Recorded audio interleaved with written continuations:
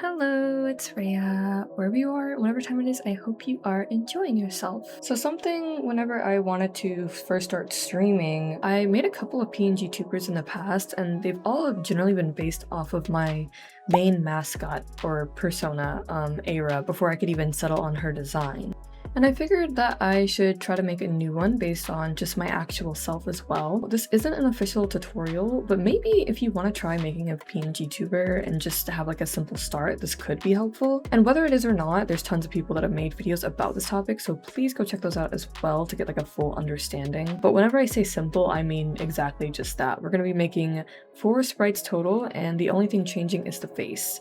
And I started learning more about PNGtubers and using them whenever I first got into the idea of streaming, because I was too intimidated to do live 2D fully rigged VTuber model type stuff, and honestly that would have been reaching way in over my head for someone that just wanted to start out streaming and have a little avatar. And I definitely still in the future want to consider like making a model and like rigging it and things like that just to figure it out as an artist. But even with PNGtubers, there's a lot you can do with rigging a little bit and like all these little different effects. But for right now, we're starting very baseline. So I'm on my iPad, but you can use any creative program as long as you can export your final files as transparent PNGs. And the set of 4 sprites is a default one that's talking, one that's blinking, and one that's blinking and talking. So they're not even all officially necessary. In fact, if you just wanted to like have a sprite there in general and not even make an official PNGtuber, you could do that to start out. But anyways, here I'm just checking to see, because my previous PNGtuber that I made, I actually realized that it had 90 DPI, which technically is fine since screen resolution is usually around 72. But I just want to make sure that my PNGtuber comes off as crisp as possible, so that's kind of why I'm going for 300 DPI, and I'm drawing on a 2000 by 2000 resolution, which is like a square-based format that's the closest towards 1920 by 1080, and that's like pretty much the standard for any video formats, at least regarding like streaming on YouTube or Twitch, whatever. It's just an extra step. I feel like it also helps in case I ever want to scale up my PNGtuber or anything like that. It'll make sure that it's not pixely or blurry from low res. But keep in mind, if you want to have a high resolution sprite with many different variations on different layers, Procreate might be difficult to work on, since the larger the file, the lower amount of layers you can use, because it puts a limit on it depending on how large the file size is. So after placing my sketch in and the file being set up, I get to working on the line art. And if you ever wondered why I rarely film line art digitally, especially without cutting things out, it's because it takes me 10 million years. I'm sure it's common for other people to like constantly undo lines, but considering how simple this was supposed to be for me, I'm not really sure why I was struggling so much. But in regards to drawing your sprite, your own style will likely determine the method that you want to execute this in. Because my first sprite, as you saw, it's like one of the really derpy looking chibi-like and small one. It worked for starting out streaming. Like, you don't need to do anything grand. My latest one, the one that's like more, I think she has like this little like wintry coat on, that one had a little bit more of a painterly style, which looking back is a little bit trickier depending on how you execute it, but I do like how it looked. I think approaching it with standard cell shading might be the easiest, at least whenever you're starting out. I did this just to see how comfortable it'd be, and I was able to finish the whole process within a day because it's that simple. And speaking of simple, just keep it simple. So if you're doing the straight ahead look for your avatar, you can use the symmetry tool. I worry about mine looking too uncanny valley if I do that, but if it helps you, then just like, you know, even if it's for the base sketch or something, it'll probably be more helpful for you. Because you see later on that I select and duplicate one eye and eyebrow to mirror them, and guess what? I could have just saved time on that if I already did it with the symmetry tool to begin with, so womp womp. Actually, it's the same thing with like making different expressions. So it might be the easiest for you to have everything other than the actual eyes, mouth, nose, and eyebrows on one layer, because if they're not going to change with the expression, you can keep all those features together. So on a layer above that, then you would create the things that do change. So in my case, the eyebrows, eyes, and mouth would all be on a layer, and I would duplicate them each time I would make a new expression.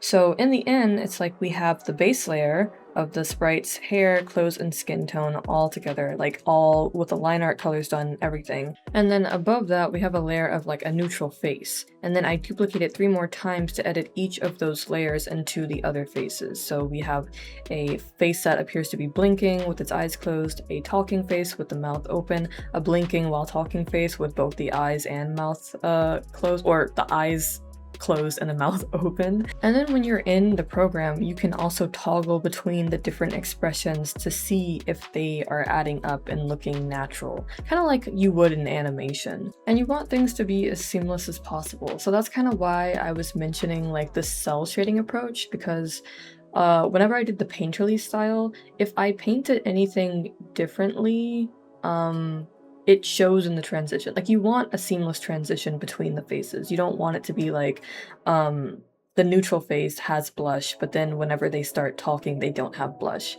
You know, if they constantly have anything beneath their expression, then it's good to keep that as consistent as possible. So that's why I have to be careful whenever I, because I think I have blush on my avatar, and then I also have like, I guess you could say like this neutral eyeshadowy type thing going on the eyes, and I have to make sure that whenever I close the eyes that I carry out that same look. Otherwise, it's gonna have like this continuity issue.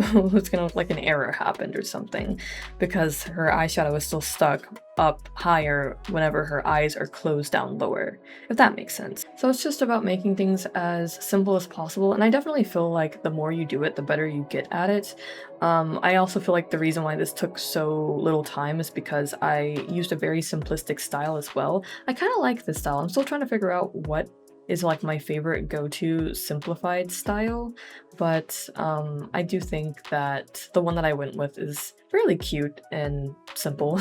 Another tip, make sure that you name your layers and organize your layers, because again, it's like housekeeping rules. It makes things a lot easier for yourself whenever you're trying to like navigate in and change stuff. That way you don't get confused on what's what and the process goes a lot smoother. But other than that, I think I'm pretty much done with like making my model look nice. So at that point, you take off the background, check for any like stray marks that might be on either your model or on the background itself, and then you are going to go ahead and export it.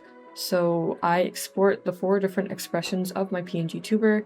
I share them to my computer if I hadn't made them on my computer, so uploading them to Discord or a drive, wherever you can access the files, and we move on to veadotube, which is what I will be using to, I guess, bring my PNGtuber to life. So here we are on the website, and while you can donate, you can just go ahead and also click no thanks, take me to the downloads, but you know, support your creators and all. But after that, it's pretty much like you choose whatever system you have and download it based off of that. And yeah, I am going to go ahead and delete the one that I previously had there and replace it with the newer files that I just drew. So I place them in the according spots. You can see they have like a little like smiley face or like little emoticon for each state, but yeah, it's pretty straightforward. There's also all different kinds of effects you can add to this, which is fun for making your PNGtuber or sprite have even more liveliness or personality. Honestly, I recommend playing around with the settings to see what you like. But if you want to start out with just like your 4 different sprites and kind of plug them in, and they're just kind of sitting there, and maybe at most every now and then they jump whenever you speak, that is totally fine. So if that's all you want to learn, you can definitely stop here if you're overwhelmed or confused by additional features and stream stuff, because I might be getting a little bit more niche.